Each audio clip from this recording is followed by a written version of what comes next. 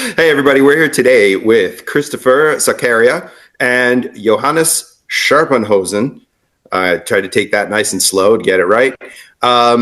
They are bringing back the character Human Fly to comics, and they are doing it for IPI Comics over in Australia. They are coming to us from Sydney, Australia at the moment. So you guys are actually our second international interview.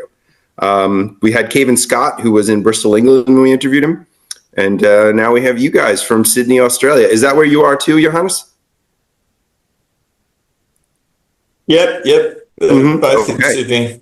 And we had breakfast this morning with just going over the pages. What's that? Sorry. I was just saying we had breakfast together this morning, Chris and I. Going over the 6 pages. That's right. We live about 30 minutes away from each other in Sydney. Oh, okay. Nice. And they're kind enough to join us. It's almost, or maybe just past 11 now in Sydney. That's right. And it's 8 a.m. here in New York. Yeah, we're worlds apart right now. Yeah. So my first question is, what drew you to bring back Human Fly? Let's start with that. Look, I guess it's my fault. I pursued this property for years, literally years. Mm-hmm. What happened was I was interested in the character, and like one of those characters, I was aware that Marvel didn't own him, and I went looking a few years ago to see if there was any record anywhere about who owned him and whether they could. And I wondered if they could be contacted and whether they might be interested in reviving the character. And it led me to discover on the net that a company had optioned and was preparing a feature film about the Fly, about the real-life stuntman, the Fly. And I got in contact with the people behind that and said, look, I'm a comics writer. I'd be really curious whether you were interested in doing any new comics with the guy. And I spoke at the time to a fellow called Stephen Goldman, who was a director, a music video director, actually. And he'd also, I think he'd just done a film as well, a horror film called Trailer Park of Terror. And Stephen said, look, we are going to do something with the Fly. We've actually arranged with someone to bring back a comic in I guess it was like a test run or a trial run. And he said, what do you got? And so I wrote a short proposal for him, and he really liked it. And he said, I'd like you to do something then. I'll put you in contact with the fellow that I've got working on it. So he put me in contact with the guy. We talked a little bit. They were interested in that idea of mine, and I brought in another buddy of mine, Paul Mason, an artist, and he was going to draw the story that I'd written, because the guy was putting together like an anthology, a one-off anthology. It all sounded good. Anyway, what ended up happening is they went ahead with that anthology. It was a one-off, and they'd sort of realised that they'd filled it all up and there wasn't room for my story. My story had come in late. Mm-hmm. And that was okay. You know, I thought I'll be in the next one. But funnily enough and nicely enough, they reached out to my buddy Paul, who was going to draw my story, at the last minute and said, look, we've got a real panic. One of the key players on the Fly movie, a guy called Tony Babinski, his story that was supposed to be a key one in the anthology, the artist had dropped out because of a family emergency, and they asked Paul if Paul could step in and draw it. So I didn't get in the first edition, but my buddy Paul did, which is great. And Paul lives also on the east coast of Australia, but about 10 hours north of Sydney in Brisbane. So Paul ended up in, and me and Paul went to San Diego Comic-Con, and we met the Fly guys, or we met Alan Brewer, who was a key person. We met the editor of the one-off, and Alan Brewer's there was Alan Brewer, Tony Babinski, and Stephen Goldman were the three principals involved with the film in that point in time. Who put that out? And What publisher put that out? That was done as an independent, self-published thing. You can still find it on Amazon. I think there's some copies around here and there. I forget what it was called. It might have just been called The Human Fly. So it was a black and white magazine-sized, perfect bound collection. Okay. So that was all fine. Anyway, what happened then is time went on, and the Fly guys and that guy who put the book together, they went in different directions, and the Fly guys kept in contact with me. Alan Brewer was lovely and kept in contact, and I kept asking everybody, you're going to do it again? And it was maybe. And then what happened was they said to me, they knew I wrote comics because I'd written a little bit of stuff for Marvel, a little bit of stuff for DC. I'd done comics back here at the time. I was doing a lot of work for a company called Black House Comics that used to be in newsstands across the country here. I'd done work for them. And I've done quite a lot of short story and short story collection editing and things of that nature. And they said to me, yes, that was one of my early works for DC. Yep. I did two issues of that series. It was a lot of fun. That's the other one. There's the other one. Yep. And the Human Fly principals, Alan, Stephen, and Tony was the key guy who came up with everything right into this, and I'll touch on him in a minute or a bit later. Stephen unfortunately passed away from cancer, which is very sad. But Alan and Tony kept in contact with me, and they said, eventually they said, we'd really like to try and get him into comics. Would you like to be our representative and shop the property around to comic book companies? Because you know who they all are, we don't. And so I took that job on for them for about a year at one stage, and we shopped it to every publisher, every single one. And one, who I won't name, actually said, we're very, very interested. And they had us on a hook for about half a year to a year.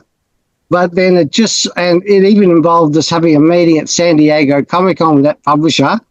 And we realized at some point that their interest was probably not that as strong as as when they first started talking to us. And that was fine. So the guy said, oh, well, look, let's leave it for a while. We're working on developing the feature film project, and that's keeping us plenty busy as it was. I said, cool. Anyway, then I set up IPI Comics, which is a subdivision of horror, fantasy, and science fiction book publisher that I've worked for here for a few years. And the owner of that, Jerry Huntman, said, I want to get into comics. And everyone tells me, you're the man. You know more about comics than any of my other writers or editors.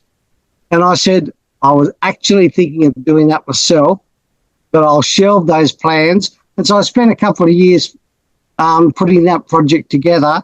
And after we put the basics together for that, I said, Jerry, I'd really like to go after this Human Fly thing. And he said, yeah, I told him all about it. He said, yeah, talk to the guys. I talked to them, and they said, that's great, yeah, we'll do it with you.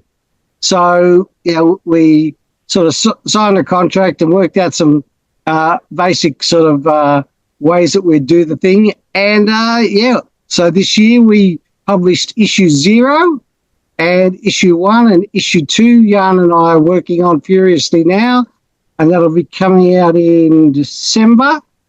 And then issue 3 is February, and issue 4 is April. I think that's roughly how we're going. So it's bi-monthly, 4 issues, but we have other, that's volume 1, but we have other series and even a few other different sort of interesting formats, like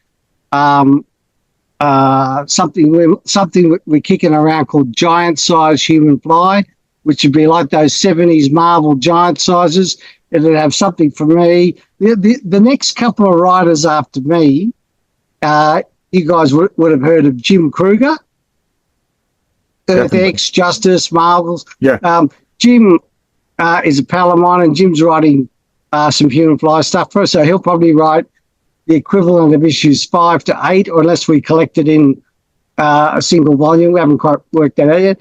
And then a lady called Dana Brower, who's written for TV. She worked on the Night Flyers science fiction show, which was an adaptation of the George R.R. Martin science fiction novella, and some other stuff. She'd do the arc after that. I've got a couple of other top secret writers that I'd like to have on some other Fly material. And we've got we've just been talking about a pretty crazy 4-issue Human Fly team-up as well. So we've got a few things planned, and we'll see how it goes. So you said Jim Kruger, right? Who did Justice? Yep. I have a funny story about him. He's one of the first creators I ever met in person. I messaged him, got to be back in early 2000s probably. I messaged him at the time I was working in Midtown Manhattan, and I messaged him how much I love Justice. I thought it was a great series. Alex Ross's art was unbelievable, and Jim Kruger's writing was great. And he messaged me back, "Oh, come here to my apartment, and I'll sign your comic books for you."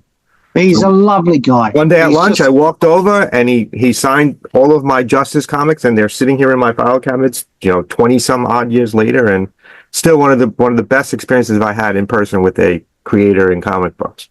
He is just a generous, lovely guy. In fact, I'll make mention of this. IFWG Publishing, the main arm of IPI Comics, we are publishing Jim's first collection of short stories. It's coming out next month. It's called The Frankincense Monster and Other Creepy Christmas Tales. Oh, if you get on the net, you'll see the cover. The cover's by John K. Snyder III, artist who's done a lot of stuff for DC.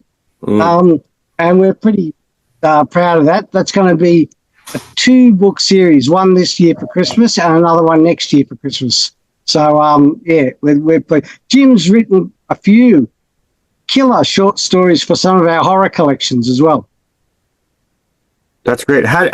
My question is, where did your love for the Human Fly come from? Because it seems like you're really dedicated to getting him back out there, and a lot of work on your part just to get him back on the news sense. I'm a big fan. I have all of the original Marvel run and all of his original appearances throughout the Marvel universe. So that's why I wanted to have you guys on, because I'm a fan. I'm having a problem right now because I can't get copies of your comics. My local comic shop, for some reason, doesn't carry them. Look, I'm getting zero. They can get them. They've just got to get on. Look them up on the Diamond and Luna website. It is coming there. That was actually my follow-up question. Is Diamond distributing them? Because Diamond and Luna are both distributing them, and Luna, we did an overship. We gave them 10% extra copies than were ordered. So, ask them to look it up, or to email Luna and Diamond and say, have you got any copies of issue 0 and issue 1 left? Well, I'm fine. I'm getting issue 0 tomorrow. We're going to a convention tomorrow, and a friend of ours owns a comic book shop in Jersey, and I messaged him, like, you have copies of this? And he's like, I got one more of 0 left, and I'll bring it for you. Fantastic. Look, so Diamond and Luna might have some copies. If you get really stuck and you run out, email me back. So we've got a small stash here. Issue 0 had 2 covers. Yeah, Bill Sienkiewicz, right? Yeah, covered by Yarn and a cover by another great artist and a buddy of both of ours, a guy called Chewy Chan, who's usually a storyboard and design artist for movies. He worked on the ill-fated movie that never came out, Justice League Mortal, for Kennedy Miller, and he worked designing all the costumes for that were used and never seen. So that was the one that Arnie Hammer was Batman and Common was Green Lantern. So Chewy did one cover, Yarn did one cover. Issue number 1 has 2 covers. The regular cover is a cover by Yarn. I'll let him talk about that in a second. That's because it's an homage cover, and Yarn's done homage covers for the whole series. And the other covers for issue 1 is by Bill Sinkovich. That's a more expensive variant. That's a couple of bucks more. But that's very cool that Bill did that cover for us. It's a cool looking cover too. It really is. Did you want to talk about your approach to the covers for the series? Well, my approach to the covers was pretty much I had a directive from the people above me to do a homage to the classic Carmen Infantino, Batman and Robin. I don't know if that was a cover initially, or I think it was actually like a house ad or a pin-up or something. Yeah, it was a pin-up in the back of one of the early issues. Yeah. But I mean, that like most of us, that image was ingrained in my brain. So as soon as it was mentioned to me, it was like, oh, wow. And I am a huge fan of Carmen Infantino.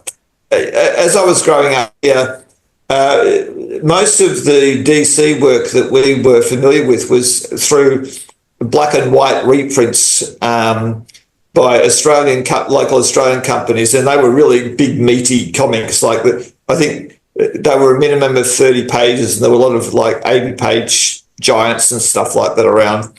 But the stuff I really devoured was mainly Carmen Infantino stuff, like his flash covers and things like that. I just adored. So that was seared into my brain.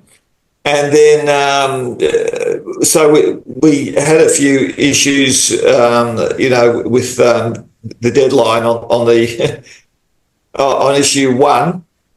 We've had a few issues overall. So rather than me not having anything to do, Chris said, well, why don't you do the other 3 covers? So the other 3 covers were all done in advance. And, doing the Infantino cover was such a hoot. And then Iconic Images, there's this fantastic Storenko double-page spread of Captain America and Bucky jumping out of a grave. I think is it Captain America 113 or something. I just thought, so that was like another great hero and sidekick picture. So I took that from a double page spread, and I just put the characters closer together, and I've got them leaping up. And then Chris wanted me to do a tribute to a Green Hornet cover, and I looked at it and I went, nah, that's just not going to work. I don't want to do that. I don't like that idea. Grumble, grumble, grumble.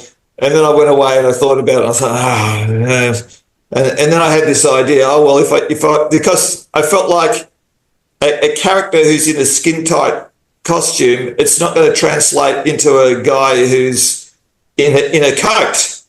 But then I thought, I'll use the cape to mimic the shape of the cloak, and then the psychic character Mercury, that translated really well into the Kato character.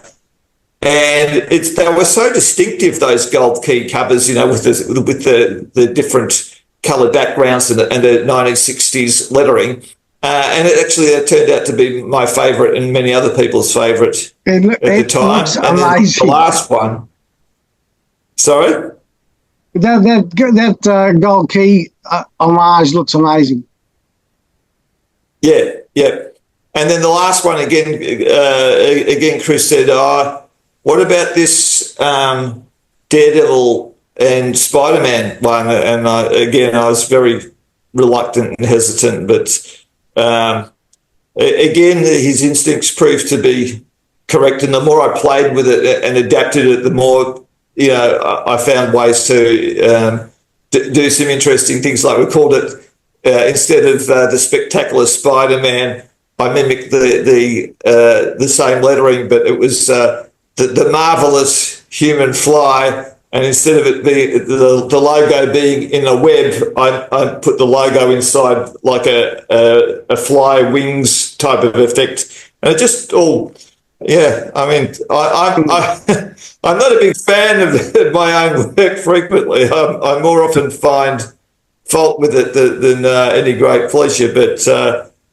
I'm pretty thrilled with the way those covers have all come out. So I'm looking So that last one, that issue 4 cover, I wanted an homage to Ditko, right? And I went looking through a whole bunch of Ditko's covers and actually finding a Ditko cover that featured 2 heroes fairly equal sort of size, the Fly and his sidekick Mercury, to position them. That was tricky, and I thought I might have luck with the Spider-Man Doctor Strange annual, but it's not a great cover for showing the 2 heroes. And then Amazing Spider-Man 16, Spider-Man and Daredevil in the yellow and black costume. It was perfect. Totally. And in fact, yeah, I remember that cover. Daredevil's got his billy club, and Yarn's done it with the Fly with his swagger stick, and it just works perfectly. You both bring up good points. Jonas, you were talking about what you got as when you were younger to read. What are comic books like in Australia? Because we recently talked to someone from London, and their comic books are very different than what we got here, the way they read Marvel and DC comic books, and they didn't get DC comic books for a long time after they got Marvel. And it was very interesting to us to hear how you're not seeing comic books the same way we did growing up. Right. We would have our monthlies, and it would be there every month. We'd go to a certain store, and Spider-Man would be there, and the X-Men would be there. I know throughout the rest of the world, it was a lot harder for you guys to get consistency in your comic books, and like you said, you got a lot of black and white reprints. So growing up, I assume you were both comic book fans. What was your experience like in Australia getting comic books and reading them? So when I was a kid, I've got a funny story about that. The whole black and white thing. I mean, from one point of view, as an artist, it really helped you appreciate line work, which is great. And I'm a big fan of the Marvel Essentials and the DC Spotlight showcase for appreciating how good the black and white artwork was. But when we were reading those reprints, the story with the reverse Flash, it was like you couldn't tell which Flash was which, because in the coloured version, of course, the colours on the reverse Flash and the real Flash are reversed, whereas with no colour, I think actually they had coloured in the chest symbol with black or something to help you tell them apart, but I only realised that later. It just totally confused me as a child. So there were those sort of interesting ramifications of having a lack of colour, just in sheer terms of understanding what was happening. And a lot of it, I think, was a pretty, budgety kind of effort over here. I think they just grabbed a lot of the comics and chucked them at us, because they paid a license and they were making money. I don't know that they were particularly comic book fans or anything.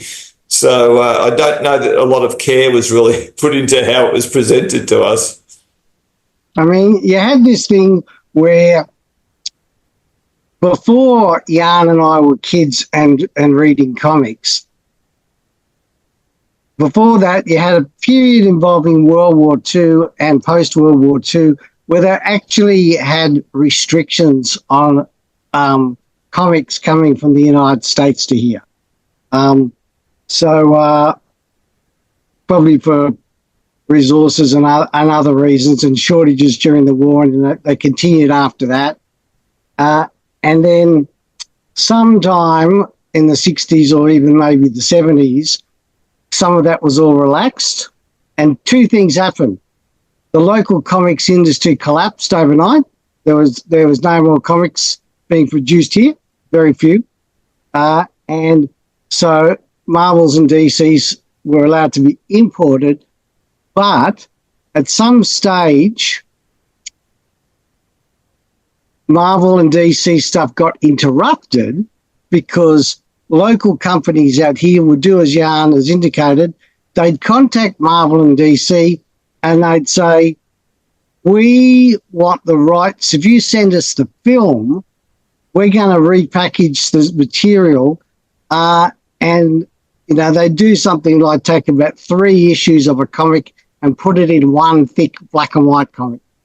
Print them locally in Australia, distribute around the country. The price, the pricing and the price tag and everything would match the difference in the dollar, which was quite extreme back then. And they do that. And as a result, Marvel and DC usually signed agreements that they wouldn't ship to here anymore. So for chunks of several years, the supply of the colour Marvels and DCs would stop. And then you had a situation where literally some of these companies here that had those deals, they'd go, oh, well, we're gonna do a local version of Fantastic Four, and we're just going to just print it here locally in black and white, but we don't care if you keep shipping Daredevil and Spider-Man because we're not going to do that with them. You would actually find there'd be regular colour Marvels and DCs at newsagents, but certain titles there'd be a black and white one, and so you wouldn't see that one come in. So all kinds of crazy stuff like that happened. But eventually it all didn't matter because once comic shops took off in the late 70s and early 80s, all the comic fans in the whole city, we knew where the comic shops were and we would just swarm there and just buy the stuff, in bulk. There was one in most capital cities, and all us comic obsessives would just get everything, all the Marvels and DCs uninterrupted from those places. So you had the same thing as we had. You had that boom where comic shops opened and it opened a new world to you. Yeah. Yeah. And that's interesting that the history of what you're telling me, it sounds a lot like what happened in Canada too. Something very, very similar happened where there was a ban on importing, and then they created their, local Canadian scene. And then as soon as the ban on importing ended, American comics flooded the market and basically killed the local Canadian scene.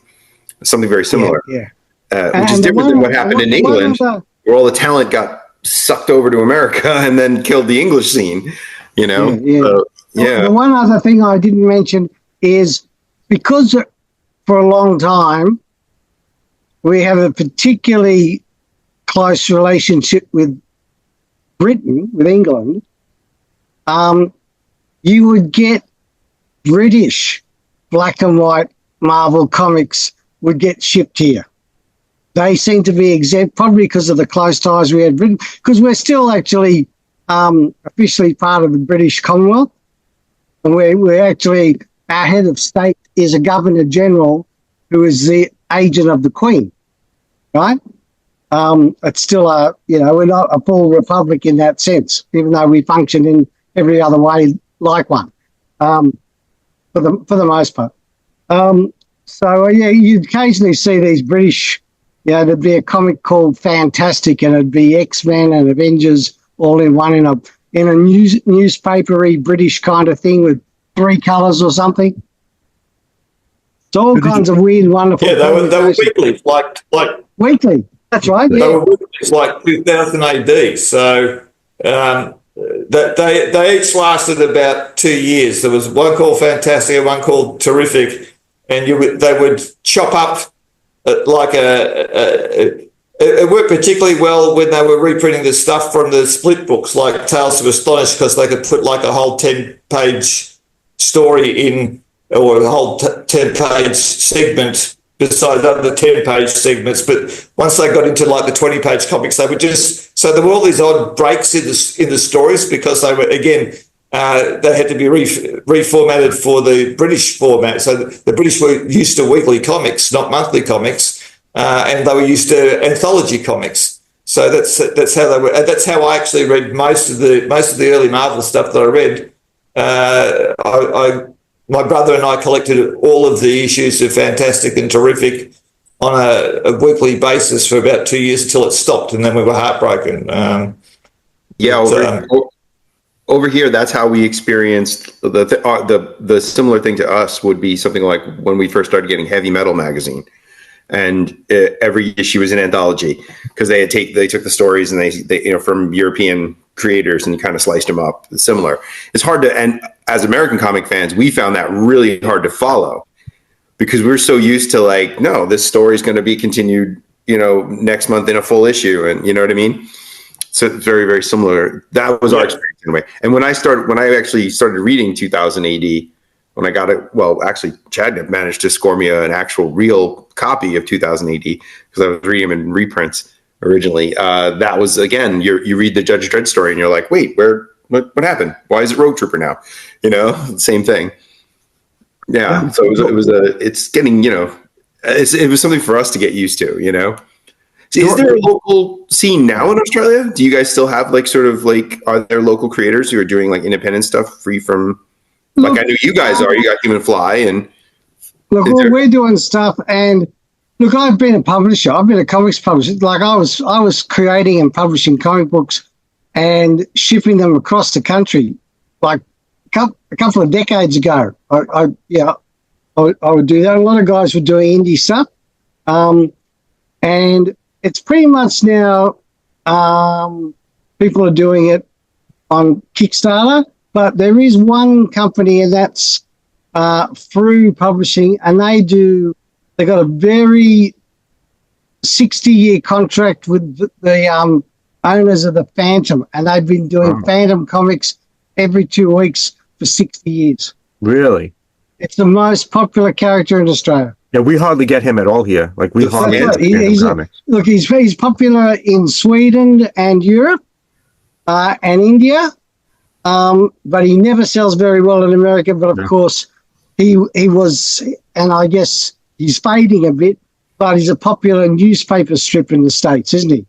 For a long time. Both a daily and a Sunday. Yeah, for a very, very long time. Unfortunately, papers in the U.S. are dying a slow and terrible death. So So look, but the Phantom's still going strong here. There's and a few years ago, new owners bought Through Publishing in Sydney, and they started opening it up to local writers and artists. I've written a few Phantom stories for them. So but they're still mostly relying on massive quantities of reprints from Sweden. When I say reprints, they do sort of two things. They get all the Swedish material, but the Phantom collectors here are obsessive. They have their favourite 1930s, 40s, 50s, 60s stories, and they'll buy them in multiple editions. That's wild. Yeah, I did a story for I think it was I'm trying to remember that. It might have been the 70th anniversary Phantom jumbo edition that they published here. And the editor said, there's a really popular, I think it was a 1974 story from, I think it was originally might have been a Swedish one, called The Reef. Or was it an American one? I'm not sure. I might have been an American one. It might have been a Sunday Daily collected. And they got me to write a sequel to that because it was a popular black and white story. So I did a sequel to that, brand new, for that jumbo anniversary edition. And they got a beautiful Italian artist, Massimo Gamberi, illustrated that story. So that I really enjoyed doing that for them. But apart from them, and now us, but we don't do comics to news agents. We do comics to comic shops, and our trades are going to be in bookstores worldwide. Apart from that, there's not really any other comics activity going on. But like I guess you guys, comics on newsstands are sort of shrinking anyway. Yeah. We don't see them at all. We have none on newsstands anymore. We only can buy our comics at comic book shop. That's it. Look, occasionally we'll see a couple, and the Archie Comics Digest still turn up in the States here. Mm-hmm. And 2000 AD, still ships from Britain to our news agents here, but sporadically, nothing consistent. So yeah, we don't see comics on newsstands. We actually, I'm trying to remember the last time. I guess in Manhattan, I passed a newsstand, but you don't even see magazines in stores unless There's nothing comic related here on the newsstands. You have to go to the local comic shop. Yeah, if you want comics. Look, I get it. I get it, because now that you've got cardboard covered full color trade paperbacks in bookstores, you know, those stories are still getting out there in mass distribution through bookstores. Well, the comic book industry as a whole here is really declining over the last couple of years. Where years ago the best-selling comic books would be from Marvel or DC. Now what we have here is we have an influx of like Dogman books and those comic books that are book format for kids. That's the biggest selling things here now. Yeah. And so manga. Manga too. Yeah, manga's huge. Yeah. Mm-hmm. Yeah, I would imagine huge in Australia. Huge in bookstores here. And in fact, IPI Comics, we published a manga title, is one of our titles this year, I think called The Dreaming, by a woman called Queenie Chan, who lives in Sydney. So yeah, we're going to cover that as well. So can you talk a little bit more about IPI and what is the goal with IPI? I think it's fantastic that you get the Human Fly property, which is to me a big score for old Marvel fans will turn up for something like that as long as they, it gets out there and people start to know about it. People will definitely buy it. It's one of those Marvel properties that people hold dear from the 1970s. What else do you have in the works, and what's IPI looking to do going forward?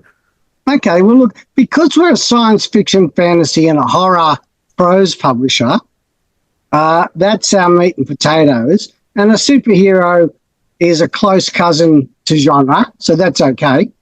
Although the Human Fly doesn't involve science fiction as such, we're keeping it grounded. We're keeping it like a Batman, not a 1950s Batman with aliens and interdimensional Batmites or anything. He's a grounded Batman. So we're doing stuff in genre. So we've done this year. We've done a horror series called Bristlemouth, a Cove Horror, which is sort of like, one of those survivalist, group of people go on a camping trip near a lake and weird stuff starts happening. And that was just a beautifully drawn and written series that came to my attention, and we just had to pick it up. So there's that. We did a series that I'd done for Black House as an experiment that had never properly finished several years ago, called The Super Australians, and it was exactly what it sounded like. It was basically taking the superhero conceit and quite deliberately running full head-on into a collision with, what if you take the quirkiest sort of aspects of the Australian character and transplant superheroes onto them? And that was a lot of fun. Jan did most of the artwork on that. And that sort of, it was almost like a 12-month almanac of superheroes. There were 12 superheroes and 12 bad guys and a big baddie behind the scenes. And it bounced around. I mean, we're a kind of diverse country, not just ethnically, but geographically. We've got snow in the mountains, we've got water, we've got deserts, and we've got big cities. And we sort of had this story going across all those geographical varieties as well as cultural varieties. And we had, it was a jam thing with 12 writers and artists. But Jan did the last chapter. He got the good one. He got the chapter of a 20-page, 12 heroes, 12 bad guys, a huge, multi-hero fist fight that went on for a whole issue. Jan got to do that one. And he did some killer artwork in that. And so we did that. We did The Dreaming, 3 volumes of The Dreaming, and the 4th one's underway. We've revived just recently. We've done the couple of Human Flies. We've revived a series I was doing for Black House called Sherlock Holmes Dark Detective, which is a thing that we published a bit here in newsstands in Australia. It got picked up for a trade paperback in the States for Caliber Press, but half the series was never seen. So we're doing that straight after the first storyline. We're doing the issues that have never been seen, and we might keep that one going if there's demand for it. And that's a sort of weird. That's sort of like my favourite film company was the 50s to the 70s, Britain's Hammer Films, and all those movies with Peter Cushing and Christopher Lee. I'm a huge fan of Hammer. I love Hammer. Love him. Absolutely. Love it to death. And so this was basically my co-creation with a buddy of mine, Dave Elsey, who he won an Oscar in 2010 for Best Makeup on The Wolfman with Benicio del Toro. Dave's a world-class master of practical makeup effects. And he was living in Sydney for a few years, and that's when we became friends because he's a Sherlock Holmes nut like me. And so we ended up, one thing led to another. We're going to do a film, and then we did a comic and blah, blah. And Jan worked on some of those, which was really good. And when we tidy up and finish the rest of the series, it'll be Jan that'll wrap that series up with me. But it's basically Sherlock Holmes as if every story is Hammer horror-esque, not just that mood and crimes and nasty villains and whatnot, but there's always something weird and creepy going on. So the first storyline is a thing called Claws of the Chimera, which is basically Holmes and Watson and some kind of horrible Hammer-esque monster is in the shadows ripping people to pieces. And then the second storyline is Sherlock Holmes and the Knights of Frankenstein, Knights with a K. And there's this weird figure wandering around London who is 8 feet tall, covered in scars, and yet he's wearing a top hat, a frilly shirt, and a monocle. And he quotes Percy Shelley poetry when he's wandering around getting up to no good. So that's what Frankenstein. Beg your pardon? He's a posh Frankenstein. He is. He's a very Lord Byron-esque Frankenstein monster. So that series is a lot of fun, and it's playing with a lot of conventions that I love. Jan did some artwork on the first issue, and as I say, he'll be coming in to do some of the later stuff. So we got that, and then we got a bunch of other stuff that's in development. Speaking of Frankenstein, there's a buddy of Jan's of mine, a brilliant writer down in Melbourne called Jason Franks. And Jason Franks is doing Frankenstein. He's doing a thing called the Frankenstein Monstrance with a brilliant storyboard and designer, movie artist, Tam Nation. And they're doing basically, what if Frankenstein was a Silicon Valley tech billionaire? And it's called the Frankenstein Monster. It's a beautifully illustrated thing. We got a very fresh take on vampires and crime, but a way no one's seen before, coming up by a writer called Alan Phillipson, working with another writer, Nancy Holder from the States. Nancy Holder's written dozens of successful novels and things, and some comics that you'll find if you look for her. And they're doing that. And John K. Snyder's drawing that. So that's all US people working on that one. We got a fantasy take on Hannibal the Conqueror, sort of sword and sorcery, but with supernatural fantasy elements, called Vale of Tears. That's by a multinational cast. It's got Steve Kilby, who's a musician here, a very lauded, he's a bit of a rock god here. He's one of the writers. A woman called Nicole Eilers is the co-writer, and the artist is a guy who did some of Steve's album covers, a guy called Keith Donald who lives in London. So, yeah, we got a bunch of weird and wonderful stuff being worked on and developed. that Super Australians thing, Jan and I and some other people, and I talked about newsagents before, we actually, because of the unique way the Australian newsagent thing, we're actually going to be able to do a anthology quarterly fat book. So it'll go to newsagents, but it'll actually be in bookstores across the entire country. And it's going to be called the Super Australians Presents, and it's going to be just various stories by local talent. But can we get that here, though? Will we be able to get that in the States? Eventually we'll have a format for everything, and we are starting to crowdfund stuff as well. So that gives people a chance, if they're into that, there's a chance at the beginning of the publication cycle, if they want to get it there, they can just order it and it'll get shipped to wherever you are on the planet. And once we start doing some projects that way as well as the other way, yeah, all that stuff will go up on the website, and so people will be able to know when to click on those things and when to watch out for that stuff. And like you guys would know, if you do crowdfunding, we create special, unique extras that's your one chance to get those. Yeah. And, because you got to be fair, you got to give somebody value.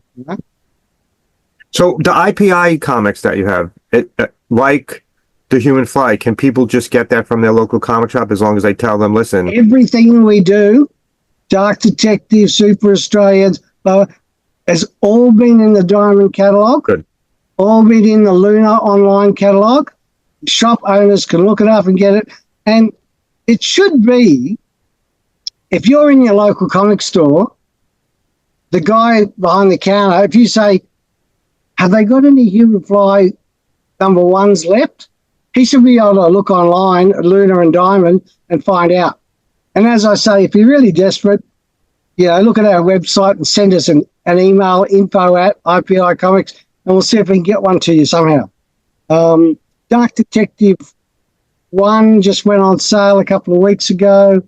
Human Fly 2 will be on sale next month, but Human Fly 1 might still be available some places. Jim Kruger's book, Frankincense Monster, that was in the preview catalogue from the last month. You probably go and see it. Yeah, on page 317 of the October previews, Human Fly 2 and Jim Kruger's Frankincense Monster. So, we're very friendly with our local comic shop, so my plan is to go in and say, listen, I need you guys to start getting this for me, Brian. If there's anything I can't get that you guys want, just let us know and we'll work something out for you, because we keep, we have a small quantity of overprints that we keep in Australia. I've got the keys to the Sydney store, and our publisher Jerry's got the keys to the Brisbane store. So if there's something you miss and you really want, we'll get it for you guys. Don't worry. I'm actually browsing your website right now. Actually, I'm looking at the stuff because I'd like to check out that Super Australians. That sounds like a lot of fun. And cool. If you can't get it from your shop, because as I say, the way Diamond and Luna works, they get a few extra from us, because they order based on what the customers have ordered, the shops have all ordered, but they get a slight amount extra because there's usually a little bit extra. Yeah. People get a late order, but then when they're gone from their warehouse, that's sort of it. But what we do is the comics are printed in Canada and they're shipped to Diamond and Luna, and we get a small quantity of excess just for us, and we get them shipped to us so that we've got stock for conventions and things like that. And there's a small quantity of those that we can sell after the fact. But again, what we're noticing a year or two down the track, everything will be in trade paperbacks anyway. Well, we noticed I forgot. Globalcomics.com is where the digital versions of all our stuff is. That's good. We forget about that because I don't read digital. Brian does, but mine's all. I don't read digital either. So what we've noticed lately is when we've had independent comic book creators on, that people that watch us are going to their local comic shops to try to get the book. So we're hoping that this pushes people to go get. I'm assuming there's a lot of people who don't even realize Human Fly's out there again and are fans, and they're gonna want to go and pick this up. Look, somewhere. it's a mixed bag because we're a new company. Yeah, I mean, you can do things like you can take a full page ad out in previews. Right. And we did that when we started, and it didn't really have any noticeable impact in sales at all. And, we mentioned on Facebook a lot, and that, word of mouth. It'll happen when people are more used to our company and our name, just appearing in previews and Lunar catalogue every month with something, usually a comic and a book. Usually got two things out a month. And as we slowly ratchet up production and we do some Kickstarters as well, we'll go from the newest company on the block eventually to, a name that people are comfortable about because we're sticking around. Right. That's good. And starting with the Human Fly is not a bad idea. People know it. And Johan, what do you have coming up next? Well, I'm writing Human Fly and Jan's drawing it. Yeah. I think Mrs. Sequeira is going to keep me busy for quite a while.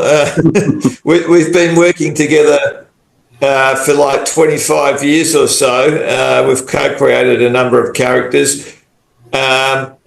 So I'm working on the next couple of issues of The Human Fly. So we've got this 5-issue story arc, but we're already planning our next series, which is very exciting. And as Chris said, we're going to be doing this Super Australians Presents thing, which will be an anthology. So I do a bit of writing as well. So I'm going to be writing some stories. Have you got that sketch pad with that picture of who with the steampunky things? Have you got that handy to hold up the camera with that black and white thing you showed me this morning? Yeah, I can probably find it. that is, we can't tell you who it is, the character name or whatever it is, but it's really nice, and it's a project that it's a project that he and I. It'll be what we do after, because Jan's going to do 4 Human Flies and then do something else. Right. And we're already sort of pretty excited about this next thing, completely different direction. And he showed me a bit of concept design artwork at breakfast this morning, and it was perfect. That must seem like a world ago, breakfast this morning for you. That's right. That's right. Kind of the same as dinner last night for us. Exactly. Exactly. Now, are you looking at any other properties right now?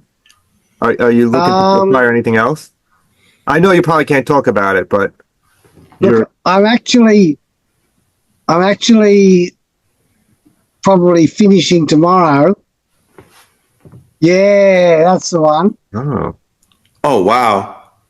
Yeah, that's what I said. That is fantastic. That's so nice. Now, that is... Yeah, it's pretty. We're pretty excited about this thing. So we're always... And we've got inventory stuff that, things which we've done as various pitches for Marvel and DC. Like I said, we've been working together for 20 years or so. And, you're always dealing with multiple editors, and it's got to go up the chain. Everybody who's been in this game for a long time, we've all got this close stories. But, we've always had this philosophy that good work is never wasted.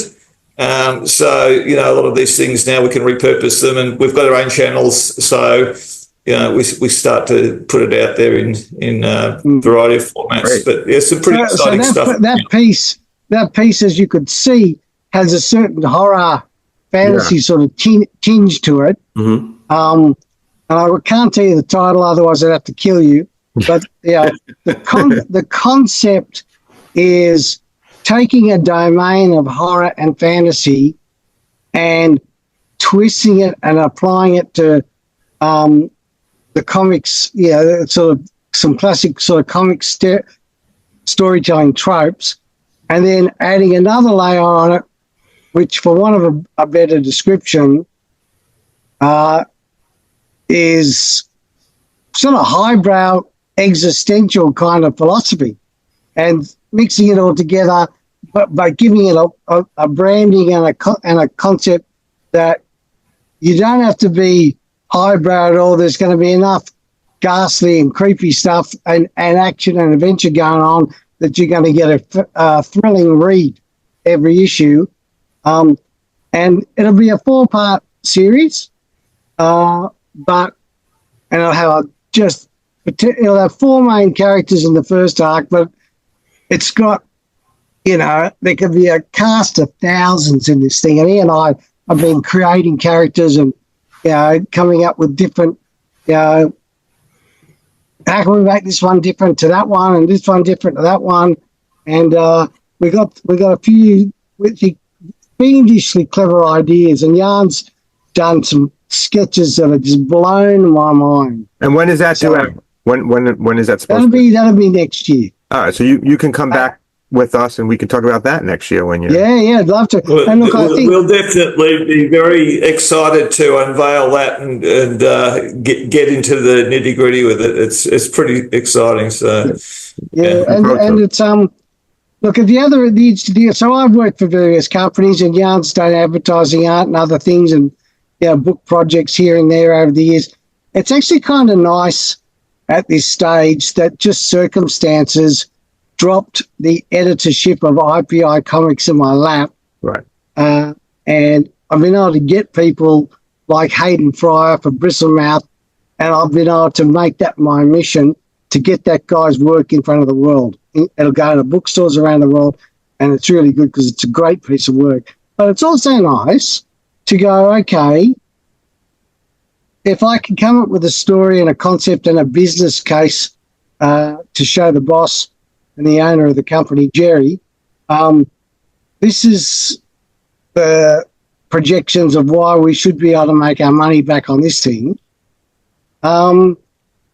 We can do stuff. And so Jan and I, who've done lots of different things and have very strong views about what makes a good story and what doesn't, look,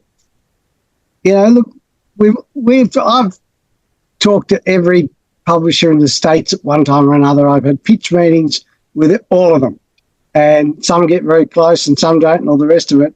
And they're cool, but sometimes, it's no reflection on any of them. Right. But sometimes you get a look on someone's face and they just don't get it. They just don't get it. Maybe you're two years ahead of your time, or 2 years too late, or whatever, all right? Or it could be they've got something in development that smells a bit like it, and so they don't want to touch it. So now it's a case of the only people we have to please is Jerry with the business case. And, we're actually talking about this at breakfast this morning. Besides publishing the work of people that really excite me, and I think will be good for the company, Jan and I can slowly, always keep one channel of our time available to put out the stories and the concepts and the characters that we want to do. And we don't have to get rich, but we only go to the boss with ones we think there's a good business case. And then I'll just write my heart out, and Jan will draw his heart out and just do the best work we can and try and tell that story the best way we can. And, if it covers its costs, great. If we get a fluke and it catches on fire, and people go, yep, I don't want you to stop at issue 4, I want issue 5, 6, 7, or whatever, or something goes along and someone goes, can we option that for a TV series or something, or an animation? We can go, great. So it's a nice kind of situation. It's a side product of working for Jerry that, and because we've done so much stuff, some of the stuff, it wasn't the right time for it, by whatever calculus. And we just realised this morning, hell, you know, the next 10 years, we can pretty much do what we want, you know, as long as we meet the business and the artistic standards that we've set, yeah, it'll find an audience, which is a nice situation to be in, you know, because I worked bloody hard with Jerry 2 years to get our distribution and our printing and various other aspects of the company stuff in place. So it's good that it's all the gears are connecting. So my last question is there still the Human Fly, the movie, still being worked on? You mentioned that earlier. Look, the guys are making some significant progress with that. I think they put out a press release a month or two ago. A guy called Stephen Campanelli, who's a cinematographer director who's actually worked for Clint Eastwood, he's signed on and attached to the project. So that's really exciting. They've also got a bunch of other guys talking to them about an animated series. That would be great. So that's really cool. Look, we are incredibly lucky. Jan and I have brought a lot of passion to this project, and they really love what we're doing. Tony Babinski, who I mentioned before, is the main guy. He's the guy that pursued this thing. Because what happened, it was this thing called Human Fly Spectaculars. Right. It was a company in Canada, and they came up with the idea for the stunt show, and they, through many bizarre circumstances, they had the guy who was in the costume. And that all sort of flamed out around about 78 or something. And the assets of the company stayed with the guys who owned it. And Tony Babinski was doing an article on it. And he met the original guys, and he was developing a documentary talking to the owner of the Fly property, Joe Ramacheri, and his brother. And they were working with them on a doco and a feature film thing. And then Joe was the surviving brother, and he passed away. And the assets of the company were given to Alan and Tony. And so they're still pursuing the film and stuff, and now it's starting to move with a bit of speed.